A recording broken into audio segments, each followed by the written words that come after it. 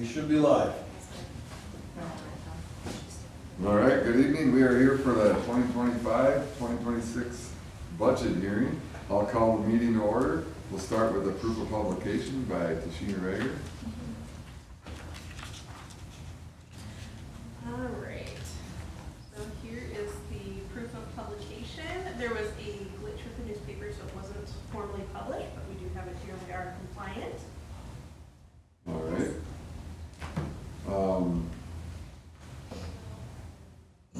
We have a clerk, so we will move on. We don't need to do anything, right, except for move on to the presentation of the proposed budget. Correct. Mr. Brown. Okay, so we're going to put a PowerPoint up here, and then I'm going to correlate that to the packet that is attached in the board book and also was provided for you here this evening. I'm going to move uncharacteristically quick, but if there's questions, please stop and ask. I'm going to, of course, hit the highlights, not only for those that are present in the room, but for those that are listening at home. What I will mention is that if anybody has questions, all they have to do is shoot me an email or make a phone call, and I'm happy to respond at any time, following the meeting as well.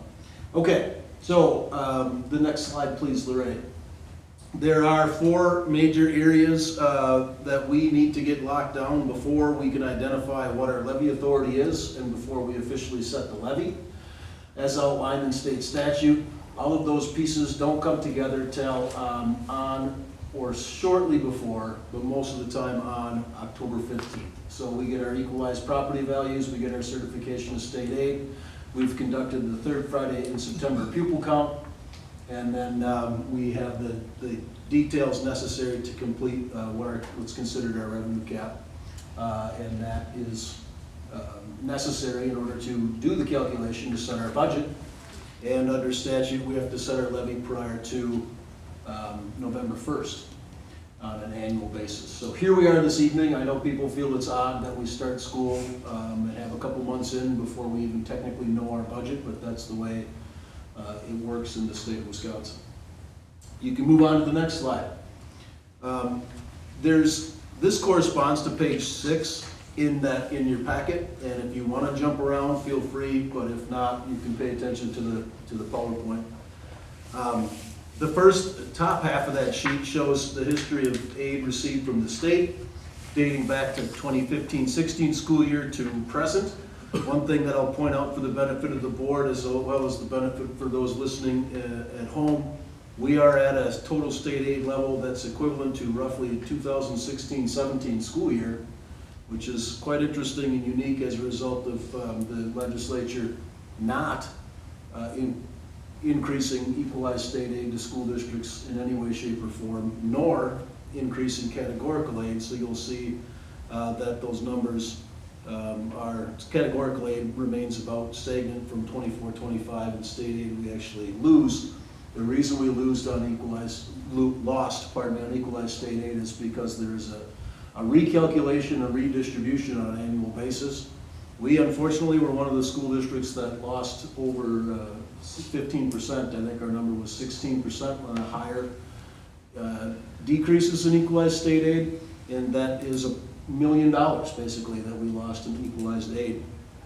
I'm going to foreshadow something that we'll discuss again in the future, which is we are in a great position, however, to not pass that on to our taxpayers to a degree as a result of having over-levied to buy down some debt with the most recent capital referendum. If we do not engage in that practice, which is what's going to be recommended, we have the ability to moderate pretty significantly the debt levy, or pardon me, the per pupil levy, not do additional debt service levy to buy down, and as a result not pass on any kind of significant tax increase to our taxpayers. And what you'll see further in the presentation is it remains about the same. It's actually what's going to be recommended, $230 more for this year. $230 period, not $230,000, $230 more local tax levy this year than last. So it'll be a minimal impact, and most of that's as a result of us not over levying to buy down debt and not trying to fill that gap that the state has left by not increasing equalized aid. So then if you go to the next slide, nope, you're there. You're on the mill rate comparison, I apologize. So that's also on page 6. And that just shows you what our equalized property value is, as well as the corresponding tax levy. So if you go all the way, and again on a 10-year cycle, if you go all the way down to 24, 25, 25, 26, which is at the bottom of the page, you can see that the tax levy in the middle column there is virtually identical, $230, $229 different between last year and this. The corresponding mill rate, is a 5.97. That's down from 6.47, but we're levying basically the same amount locally. How could that be? Because equalized property values went up by just over $100 million. So we went from 1.4 billion in equalized property value in 24-25 to 1.5 billion equalized property value to generate the same 9,112,331 as we did the prior year, give or take. That only takes 5.97 instead of 6.47 as a result of that slight increase in equalized property value. So that's how those numbers are calculated. Those are all pieces that are told to us. We get our certified state aid, we get our equalized values, and that's the reason those tables are present there, so you can see how that looks over a 10-year period. You can move on to the next one, Lorraine. So this is not, this is a September and summer FTE membership averages. This is technically not in your packet, but it does correspond to page 7 to a degree because these numbers are put in there as far as our pupil count is concerned. This is the last piece of the puzzle, in addition to the two things we just talked about, the equalized state aid as well as the equalized property values, the pupil count. You'll notice that our current 3-year rolling average is 1,006, down from 1,048 the prior year, so we continue to see decreasing enrollment. Summer school FTEs are incorporated into that. We're still doing fairly well. You see 63 and 23, 52, and then 58. So we jump around a smidge in terms of summer school FTE, but there's not, precipitous drops on a year-to-year basis. And then just the straight pupil count, 1029 back in 1023 down to 953 in 2025 to get our total for 976. That actually is an indirect benefit because we do get declining enrollment aid. So receiving that declining enrollment aid is also an assistance to our local property taxpayers because that is also included under the cap. So it's not additional dollars we get to spend, it's included under the cap, so it's a bit of an offset as you deal with declining enrollment. So that corresponds to what you're good to see here. That's page 7 from your packet if you're following along in the packet. And that is what's called the revenue cap sheet. In that document, what you include is your 3-year rolling average in terms of pupil count. The state already pre-populates your certified aid amount, your referendum debt payments. We have to verify these numbers, of course. There are numbers, but the majority of the information is put in by the state, as well as equalized property values are pre-populated. You run a few different scenarios through to identify what our overall levy and mill rate will be. That corresponds to what's on the bottom right-hand corner, 16, total fund 2025. That's all fund tax levy, 9,112,331, that's proposed, which is what you saw on the opening slides. That is made up of 7,354,81 for general fund, Fund 10, $30,000 in, that's Fund 41, you're gonna see that here coming up. Other levies of 1.7 million, 1.728 is a combination of the community ed, 420, as well as the referendum approved debt, 1,308,000. That referendum approved debt of 1,308,250, if you look to last year, because this is just the standard payment that we are obligated to make as a result of the bond issue referendum. If you look at last year's, that would have been over $2 million because we did over levy to help buy down some of that debt. That's where the room is being provided. By not doing that, we hold the line on the tax levy, which I think is advantageous for our taxpayers. Had we levied additional $1 million, that would be made up all entirely locally. And there are districts that are having to make all of that up locally because they haven't had a lever to pull like over levying for a debt payment that can take that place. So we're honestly not in terrible shape. Lorraine and I discussed, well, what maybe you over levy for, you know, 100 or 200,000, and frankly, engaging with the financial services companies to make that happen and ensure that the proper paperwork is documented and they proceed with that is not, there's not really a significant cost benefit analysis when you're talking about having to pay to have that done, and you're not making at least a full or a significant buy down of that debt. So odds are we'll maintain this kind of trajectory into the 26-27 school year as well, because we're in the biennial budget currently, and then we'll wait and see what happens in the next biennial budget. And if we do have that room and capability, I would argue that we would likely over levy again into Fund 38 to buy down some of that capital referendum debt. But I don't believe it's necessary or prudent at this time as a result of trying to maintain relatively low taxes for school portion anyway. Is there questions on the revenue cap sheet? I didn't go into that in detail, aside from the fact that all of the numbers that you see there have been discussed or will be discussed as we move through the presentation. Okay? So then we can move on to the budget adoption portion. You'll see that's the general fund, so Fund 10. That is found on an abbreviated sheet on page 8 of your packet, if you're following along in the packet. Up along the top, you have beginning fund balance, and the 23-24 audited, the 24-25 unaudited, which is soon to be considered audited once we get the final information from the audit firm, as well as the anticipated fund balance for 25-26. That is for Fund 10 only. If you move down to the next slide, Lorraine, that is about middle of page 8, still on Fund 10. You're looking at revenues and other financing sources. So where are the dollars coming from? I'm going back to the $7,355,881 that you heard about in the revenue cap sheet. That's the Fund 10 levy. Remembering the overall levy is just over $9 million, and that's all funds, but for Fund 10, $7,355,000. And then you have, as listed there, non-capital sales, activities, admissions, interest, student fees, and so forth for $353,000 for a total of $7,709,000. And then you have open enrollment for another $1.6 million, and then intermediate sources. That's basically a catch-all that we use as a placeholder, $5,000.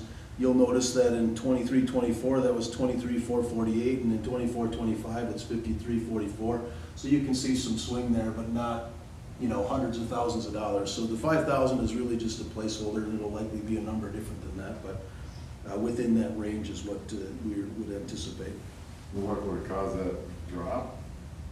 No, it's not huge, but the 23 down to the 5. Yeah, because when you looked at this information for last year, Brent, that would have been, so the budget of 24-25 would have said 5,000 too. That's now a real number, whereas initially, so it would be the same. You see what I'm saying? No.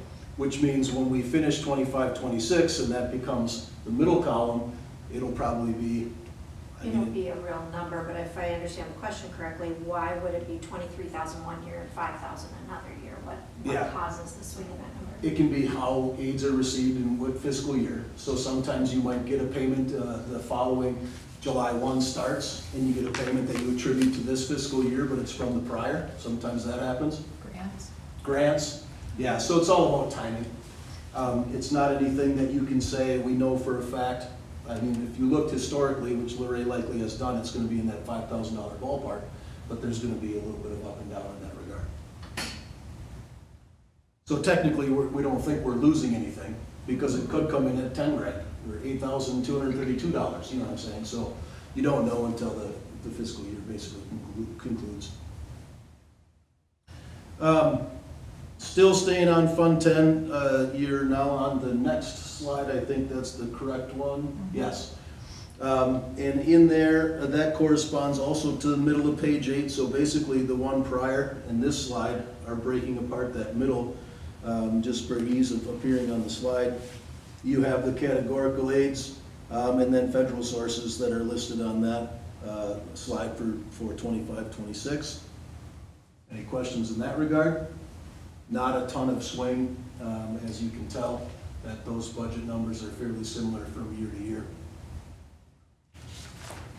Moving on to the next slide, we stay on page 8 in the packet. That is also still middle of page 8, but a bit further broken down, where we have, and I gotta keep taking my glasses off because my eyes don't work properly anymore. Other financing sources, there's not really much information. Other revenues, insurance claims, reimbursements, refunds, and so forth. That's going to be a thing where you're going to see some swings. So in 23-24, audited was almost $100,000, whereas in 24-25, unaudited but soon to be audited is, well, just shy of $13,000, and we budgeted $8,000. That's going to be a very similar explanation to what I said previous, whereas you could have something comes through an insurance that was beneficial to the district from 5 years ago. And if you, I don't know if this group recalls, but you remember when they did adjustments on, what were the adjustments on? And all of a sudden districts got revenue from the prior 5 years. It had something to do with SBS payments maybe or something like that. It was like catch-up payments. And at the time, I remember I was in Barron and all of a sudden they're like, hey, by the way, here's like $68,000. And no district had a clue any of that money was coming. So it's things along those lines that can get, you know, a little up and down, so to speak. So conservatively, we budgeted $8,000, and the odds of that being exactly 8 are probably slim to none. Moving on then to the next slide. Now we're on the bottom of page 8, so that corresponds to expenditures. We are talking about all revenues, and I forgot to mention that on the prior slide. $16,133,946 is the budget for 25-26. Right next door on the left, $60,281,113 is the budget for 24-25. So you can see not a wild budget swing here. Okay, so now we're on slide number 11, and that also corresponds to the bottom of page 8, expenditures and other financing sources. And what you're going to see is that we have $7,800,000 and some thousand for instruction as it's classified. You'll see this number come up through other portions of this too. And then $5,112,000 in what's considered support services. And then if we move to and that's basically the operation of the organization. So that's the bulk in Fund 10. That does not include special ed, Fund 50, food service, Fund 80, it's just Fund 10. And if we go to the next slide, again, that's budget, or Fund 10, once again, expenditures. We're on bottom of page 8. I think the important thing to point out is that the budgeted 25-26, bottom right-hand corner, $16,211,731. That is our expenditures. And you're gonna say, wait a second, you just said revenue $16,133,946, and I'm gonna say correct, because we are predicting a slight deficit budget of $77,785. So we do anticipate taking in a little bit less revenue than we do in terms of expenditures. But very similar to last year, where I don't believe that swing is going to be more than 100,000. Now, when it's all said and done and we end up positive or we end up a little bit more negative, we will have an explanation for you at that time as to why that would have been. Right? One of the things we want to do in setting our budget too, and I think this is a perfect year to do a comparison. As you look at these numbers, one of the things that'll dawn on you is if you look at the unaudited 24-25 numbers to the 25-26 budget, you're not going to see wild differences because, again, we didn't get anything in terms of equalized aid. We didn't get any new funding sources, no additional categorical aids, just 325 under the revenue cap. So there isn't going to be, there isn't new budget stuff that's really going to cause the revenues or expenditures to swing in any one direction or another. It should be fairly safe. But given circumstance, and because 325 per pupil and 1,000 pupils, you're talking $325,000. That's going to be eaten up by, a moderate increase in health insurance, for example, could eat up $325,000. So it's a little bit of that swing back and forth, but we are predicting a slight deficit of $77,785. Okay, now we get into the special funds. If you're following along in the packet, that's now on page 9. These are, in the packet that I'm referencing, these are like the high level. And then there's the same information, but more broken down also in the packet, which I'll draw your attention to as well. Special projects fund, so that's Fund 21, and that's split out right now, so that's top of page 9 is Fund 21. What that is all student activity funds. That's really what that is, the ins and outs of all of our student activity funds throughout the entire district. And so you're gonna see things in there like high school, I don't know, you name it, wrestling club, if we have an activity account in that regard. High school wrestling activity, pardon me, not club. Football activity, 10th grade, prom, you know, whatever. There's multiple different activity accounts that fill up that pot. Also on the top of page 9, we're into the next slide, Lorraine, which is Fund 27. That is the special education fund. That is what you're going to refer to as our highest expenditure in the Fund 2020s. So when you see the Fund 20s all rolled together, the lion's share of that at $2,346,49 is of course going to be special ed for Fund 27. Notice the first box on there in 24, and well, all the way across, 25, 26, the anticipated transfer in from Fund 10 is basically $1.5 million to make that whole. Remember, they have made some modifications in special education funding that will reap some of the benefit this year and more of the benefit next through this biennium, but it's still woefully inadequate to actually fund special education. And it's not sum sufficient, meaning it's spread throughout the entirety of the state, and you get what you get based on a proration as a result of, you know, the claim is they want it at 42%. If it gets to 36% or 38%, that's what it gets to, because it's not sum sufficient. It's based upon what pot is available, and it gets dispersed through districts throughout the state during the year.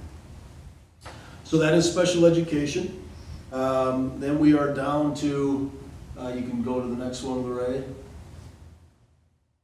Oh, that is the correct one. These are the expenditures for Fund 27, and you can see, as is status quo, the expenditures $2,346,49 match the revenues $2,346,49, and there too, that's one of the categories that may change to a degree over the course of the year. You have a student move into the district with extremely high needs. That could be $100,000 that we weren't anticipating. Similarly, you could have students move out that reap some savings, or program support example that you no longer need personnel-wise. So there's some things that can cause that to change, but we're pretty confident in what that's going to look like. So that's the ins and outs of Fund 27. That's all on page 9. If we go to the next one, that's the debt service fund. That is also middle of page 9. What's encumbered there? The vast majority of that, $1,308,250, not the vast majority, the entirety of it, is the debt payment. And that's what we're obligated to pay. That would be the minimum payment we have to make this year. Notice last year, $2,323,300, and there's that extra million-ish that we put to buy down some of that debt, which will absolutely benefit our taxpayers in the long run. It's just that we don't have the levy authority. Well, we do have the levy authority to over-levy, but I'm not recommending we do it as a result of ensuring that we don't wildly jack up people's taxes. In which case, I would say that having over-levied in the past has an immediate benefit this year to our taxpayers. No They're question. starting to see it. No question. Had we not done that, there would be guaranteed a significant tax increase locally. Yes. Because once again, the state's off it to increase our levy authority, but not equalize state aid.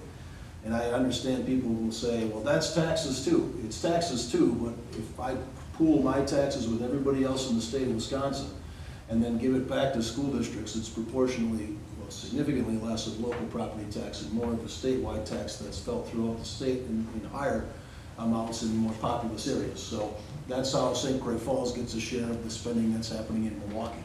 You know what I mean? And taxes are taxes nonetheless, I'm not debating that, but local property taxes are sourced locally. You have no choice in the matter. That comes right out of your property taxes. So that's 100% accurate, Ronnie. Had we not engaged in that practice, it would be a much different picture for our taxpayers this year, yes. So, We're actually in a great spot, to be honest with you. You can go on to the next one. That's the capital project sinking fund. That is $30,000 is what we're going to ask that you levy in that regard. That is for facilities and for minor repairs and so forth over time.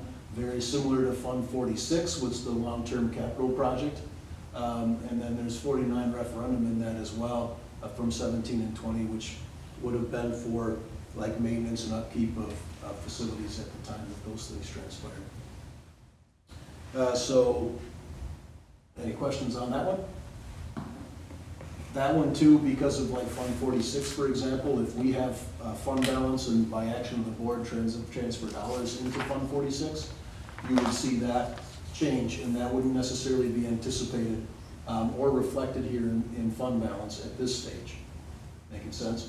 Because we'll take action in that regard once we have the levy, or not the levy, once we have the budget finalized by the auditors, and we'll take action to both earmark or sequester fund balance and transfer dollars to Fund 46 as we close out the 23-24 school year. No, 24-25. Said the wrong year. We're in 25-26. Well, these are the ones that we put in there, and we can't touch it for a while? Well, so Fund 46 is now touchable Okay. because Fund 46 has to be established by board action with money transferred into it, and then it has to sit for 5 years. And that happened more than 5 years ago. So we're able to access it now at this stage, yes. But we typically haven't touched it. No, I'm not aware that we pulled anything out of Fund 46 yet.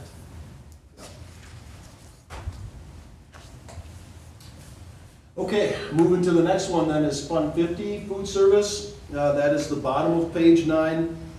Food service is generally self-sustaining, where you have the revenues of $699,450 and expenditures of $699,450. That basically is all of the ins and outs of our food service program, staffing, as well as any other expenditures.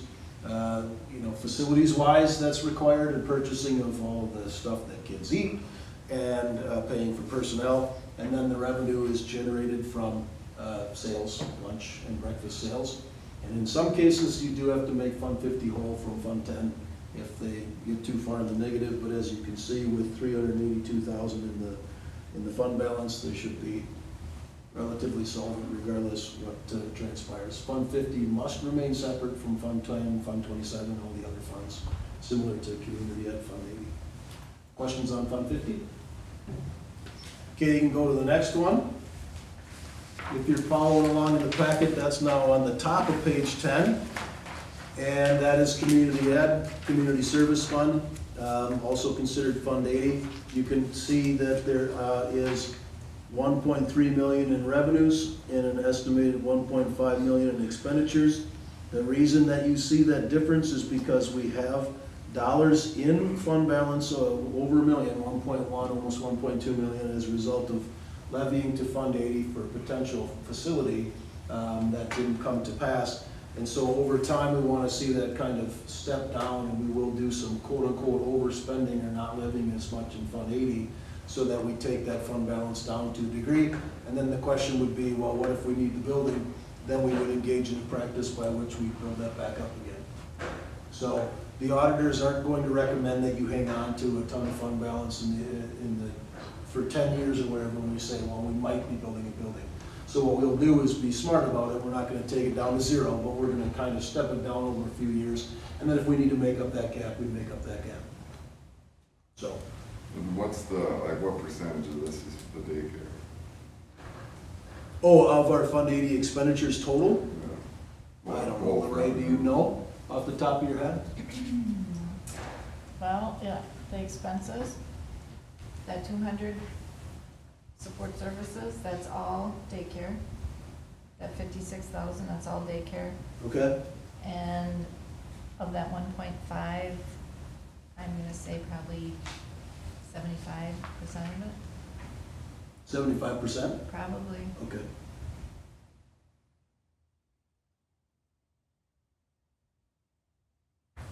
There you go.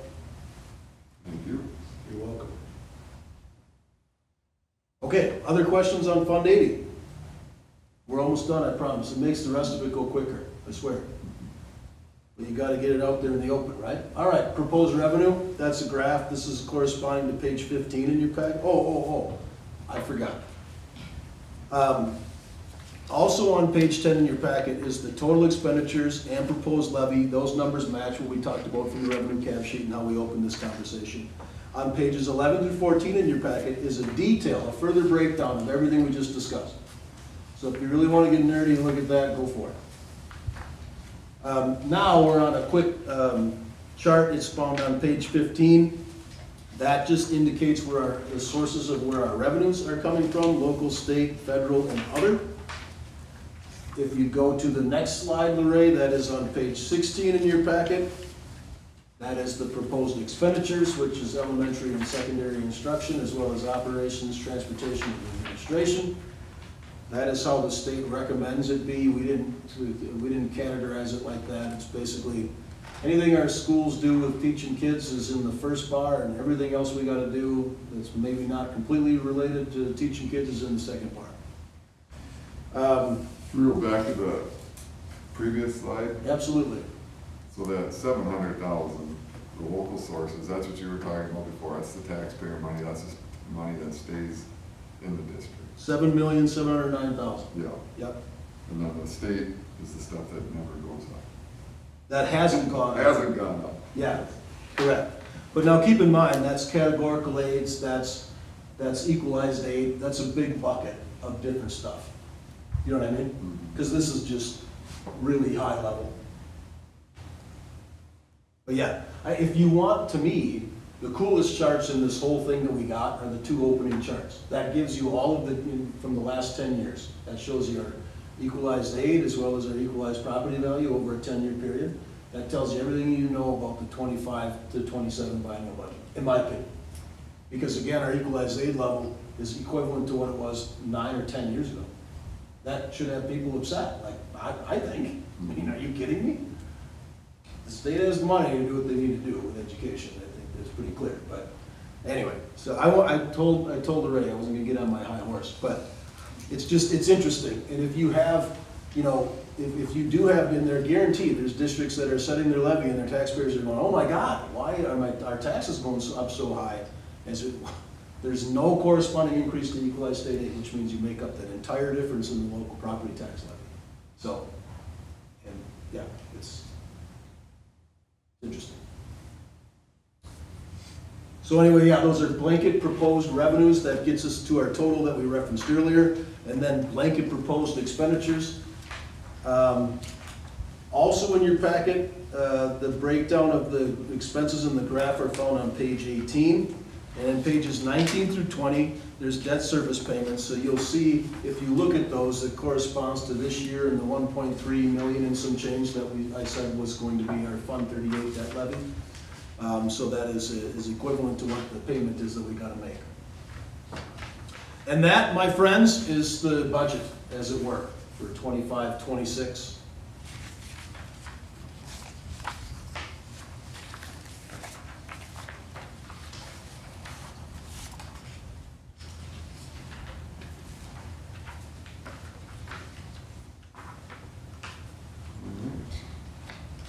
Any questions? I suppose you want to go over this Baird stuff. When will we have bonds start falling off? Yeah, so that's what I referenced. The first page, Okay. page 19. Those are your calculations for what transpired in, let's see here, 2017 and 2021. Those were general refunding bonds. And so those have been around for some time. And you can see that those are fairly minuscule payments when it's all said and done. And as this stands, Lorraine, does this show any prepayment that were made on these here, do you know? Mm-hmm. And, I mean, this was what. It's updated as of this, yeah, recently, right? Yep. So this should be all said and done by 2037. We maintain. First one falls off in 2032, and then another in 2034, and then another in 2037. Correct? And then if you look at the second page, that is the most recent refunding bond, 2.9 million for 2022, which would be the lion's share of this project here. And that does not fall off until 2037 either. And we have made some aggressive payments to buy that down over time here too in the early. No, you're reading that wrong. I'm sorry. Yeah, the first one is just another bond, the issue 4, you see that? On page 20. Issue 4, that's just another one of the refunding bonds. That one will be paid off in 26. From 2017. From 22. So then the second columns, group of columns, that's our total. Oh, yeah. That's a two summary of our separate. Yeah, totals. I'm sorry. Mhm. Gotcha.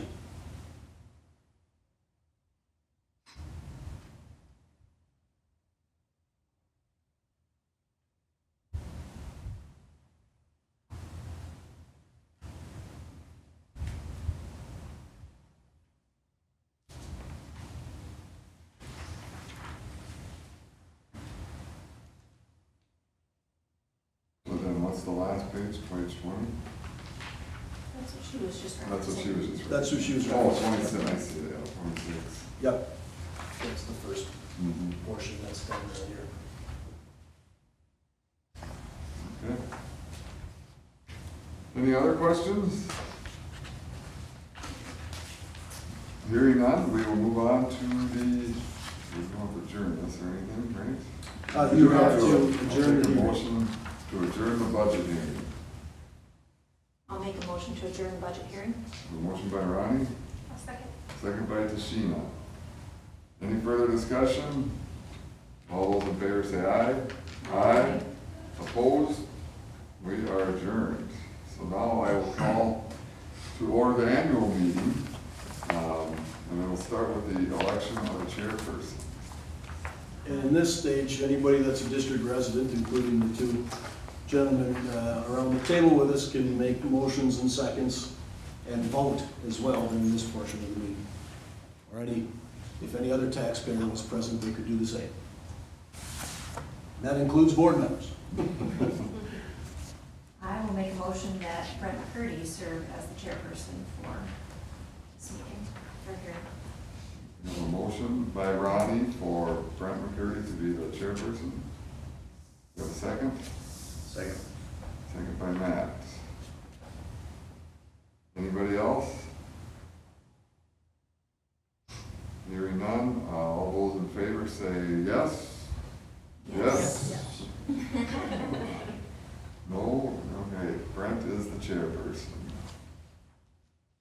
All right, we will start with Ronnie reading the letter from the school audit done by Clifton Larson Allen, certified public accountants. The letter is dated October 20th of 2025 and addressed to the Board of Education of the School District of St. Croix Falls in St. Croix Falls, Wisconsin. And it reads, we have completed the initial phase of our fieldwork on the 2024-25 audit of the district's financial records.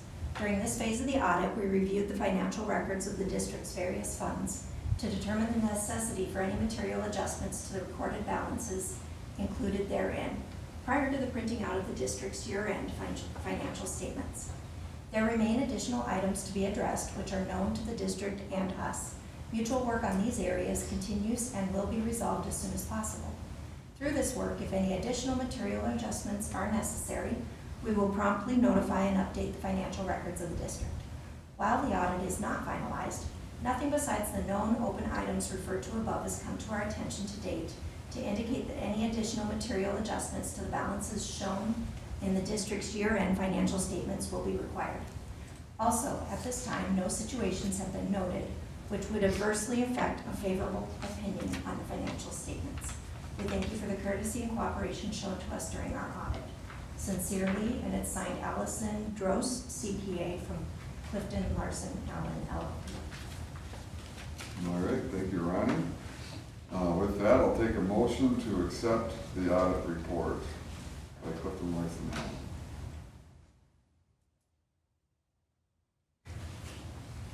I'll make a motion to accept the report. We have a motion by Chris Wallace. Do we have a second? Second. Mike Wilson with the second. Any further discussion? Gotta make it worth coming. All those in favor say aye. Aye. Opposed? We have approved that. Next, we'll go on to the treasurer's report by Matt Bryce. If you wish, we could take a motion to suspend the reading of the report. I will make that motion to suspend the report. A motion by Matt Bryce. Is there a second? I'll second. Second by Tashina Rager. All those in favor say aye. Aye. Opposed? Motion carries. All right. So then I'll take a motion to accept the treasurer's report as written by, that be the same? Well, no, we need a motion and a second to accept the report as well. Where is the report to, if we wanted to review? Page 28. Yep, 28? there you go. Thank you.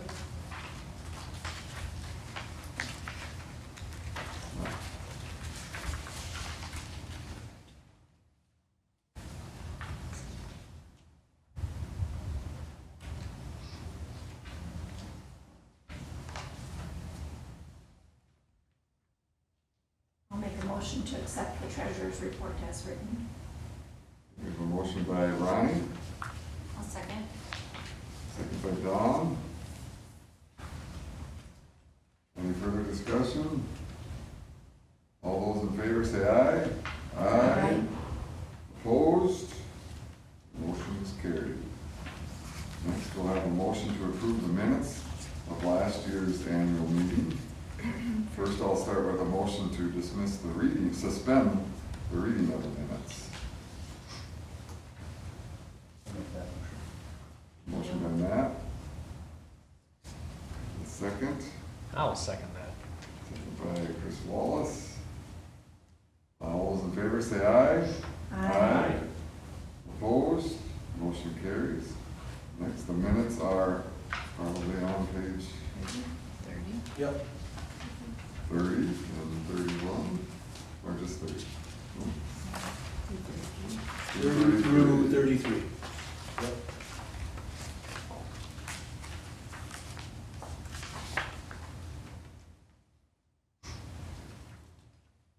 You guys all remember that from last year? Remember Rita was here. Oh, yeah.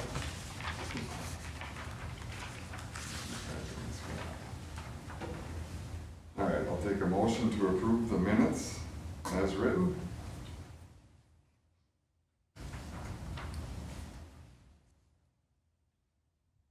I'll make that motion. What was done, but it was the. Yeah, suspend and then to approve the minutes. A motion by Matt, Second. second by Mike Wilson. All those in favor say aye. Opposed? Motion carries. So remind me how this goes. We have to do all these one at a time. That's correct. No, we do not. So the consent agenda is listed as a resolution for short-term borrowing, resolution to fix school board salaries, resolution to pay actual expenses of school board members, resolution to operate food service program, resolution to authorize legal proceedings, resolution authorizing real estate, a sale and purchase, and resolution authorizing transportation of students. We're obligated as a common school district to take action or adopt those resolutions at an annual meeting of said school district. So they can be clumped all together. What's recommended here is the consent agenda, so very similar to the consent you do in a normal board meeting. Different topics, of course. The resolution for short-term borrowing simply says if we need to, we're allowed to do that. I don't see a need to short-term borrow. That's not like an auto loan. That would be short-term borrowing of a greater extent to, say, cover payroll with the way the timing of aids come into the school district. If you don't have sufficient fund balance, then you have to cash flow borrow to do that, or short-term borrow. And not authorizing that would get us in the annual meeting, would get us into a situation where if it became imminent, like something transpired and we needed to do it, you wouldn't be able to go through, you'd have to do some legal wrangling to make that happen. So typically what happens is the group agrees that short-term borrowing is allowed. It allows the board to short-term borrow. None of this would be done without board oversight. It's not giving me unilateral authority to do so, it's giving the board, because keep in mind, this is a meeting of the electors, so technically there could be 100 people here, and they have to give those powers to the board. Make sense? So resolution for short-term borrowing, school board salaries, that is common sense. Resolution to pay actual expenses, also common sense. You use your vehicle for board business, or you have to get a meal on board, board time, or you, it's rare, but you have to purchase something on behalf of the board, you get reimbursed for those things. We want to operate a food service program, so that's also in statute. We want to be able to either A, litigate in our defense, or litigate in terms of, in active sense, if something were to transpire. So that gives the district the authority to engage with legal counsel, which we do, unfortunately, all too often. And then real estate purchase or sale, the odds of that are slim, like there's nothing in the mix that we're in the hunt for property, nor do we anticipate selling any property. Again, that's just done on an annual basis as a result of you never know sort of vibe. And then, of course, transporting students. It's a requirement of common school district to have a resolution that allows for that. So all of that can be clumped together in one motion. one consent item, yes. And those are all spelled out, the resolutions themselves are all spelled out on the following pages. Does anybody feel the need to pull any of those out? Do it separately. All right, hearing none, I'll take a motion to approve the consent agenda. I'll make that motion. Motion by Dawn. Second. I'll second. Second by Ronnie. Any further discussion? I think we should do a roll call on that, Lorraine. Yep. Ronnie Schuler, Yes. Tashina Rager, Yes. Don Milky, Yes. Matt Bryce, Yes. Brett McCurdy, Yes. Chris Wallace, Yes. Mike Wilson. Yes. We have approved the consent agenda. Moving on to new business, we'll talk about the resolution to add to capital projects fund for 25-26. Yep, same deal as prior, although 30,000 to sinking projects, capital sinking projects fund, Fund 41, is kind of a status quo placeholder to work through, various items that need fixing over time, and then up to $1 million into capital projects Fund 46. It says up to because you're not certain what that transfer might be at the conclusion of this school year, but allows you the authority to transfer up to $1 million into Fund 46. It wouldn't be that, but if something wild happens that it is, we don't want to preclude ourselves from that opportunity. What I would anticipate is it's going to either be $0 or maybe 100 or 200,000 by the conclusion of this school year. So, And do we need to read that resolution in its entirety into the motion? well, I mean, the resolution is part of what is listed here, and so technically I don't think it's required, no. If you'd like to, you certainly can. I don't feel any need to. We'll take a motion.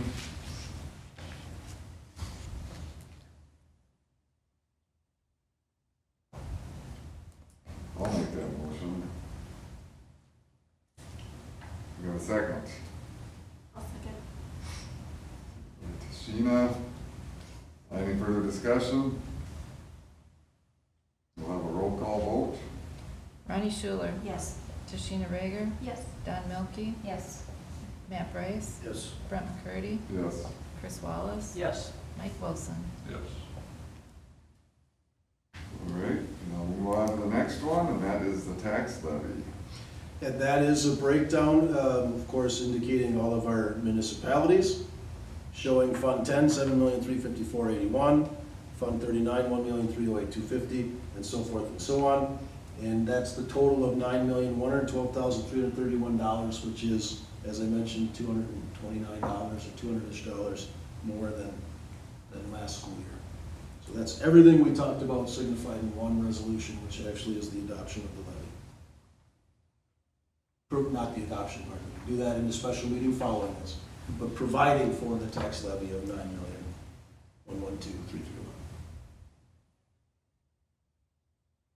Anybody want to make that motion? I'll make it. Oh, go ahead. Oh, okay. Motion- Second? Motion by Matt, and a second by Ronnie. Any further discussion? We'll do a roll call vote. Ronnie Schuler, Yes. Tashina Rager, Yes. Don Milky, Yes. Matt Brace, Yes. Brett McCurdy, Yes. Chris Wallace, Yes. Mike Wilson. Yes.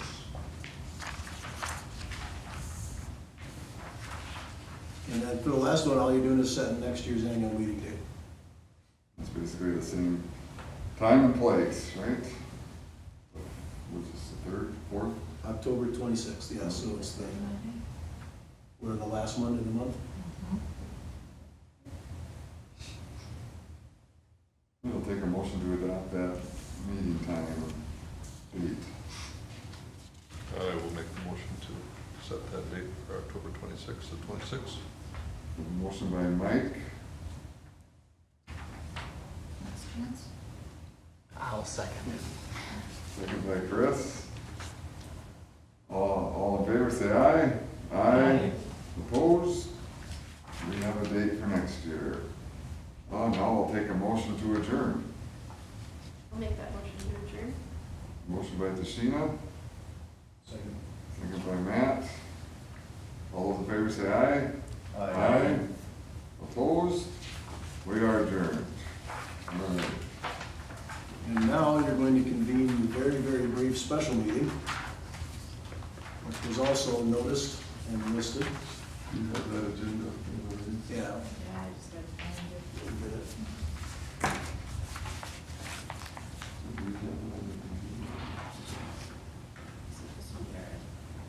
Here, I can pull it up, Brett, if you want to see it. Well, you was calling to order, or doing a pledge of allegiance or not? Yeah. You do the pledge, and you're going to adopt the levy. All right, so I'll call this special board meeting to adopt the budget and set the tax levy to order. Start with the pledge of allegiance. pledge allegiance to the flag of the United States of America and to the republic for which it stands, one nation, under God, indivisible, with liberty and justice for all. We don't need to do a roll call on that?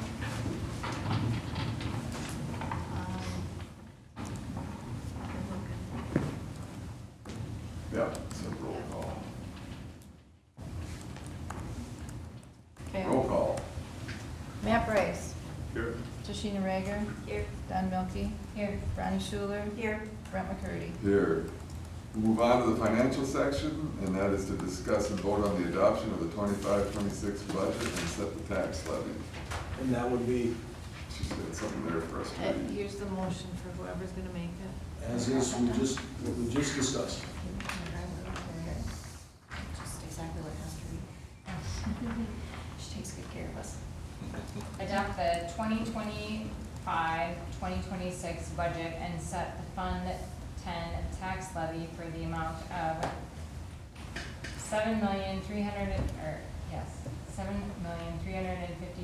$7,354,081 within all fund tax levy of $9,112,331 and a levy rate of .00596984. All right, we have a motion by Don,